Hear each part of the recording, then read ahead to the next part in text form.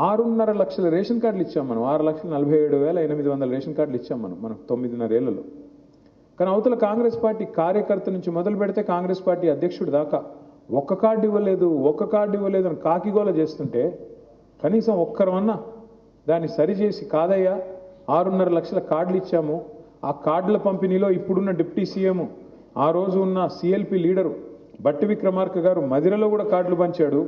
ఇదే పొంగులేటి శ్రీనివాసరెడ్డి గారు ఆ రోజు మన పార్టీలో ఉన్నప్పుడు 3.5 లక్షల రేషన్ కార్డులు ఇస్తున్నందుకు మన కేసీఆర్ గారికి నా హృదయపూర్వకమైన అభినందనలు అంటూ ఆయన సోషల్ మీడియాలోనే పోస్టింగులు పెట్టాడు. మరి ఇవాళ వాళ్ళే ఇక్కడ మంత్రివర్గంలోకి వచ్చి మళ్ళీ సిగ్గు లేకుండా అబద్ధాలు చెప్తున్నారు అంటే దానికి కారణం ఒకటే కదా. మనం ఆ రోజు చాలా నిర్లిప్తంగా ఉండడం, ఉదాసీనంగా ఉండడం, ఆ రోజు వాళ్ళు అబద్ధాలు ప్రచారం చేస్తుంటే కూడా దాన్ని తిప్పికొట్టాలనే సోయి లేకుండా కొంత అతి విశ్వాసంతో ఉండడం వల్లనే నష్టం జరిగింది తప్ప నాయకుడు లోపం కాదు.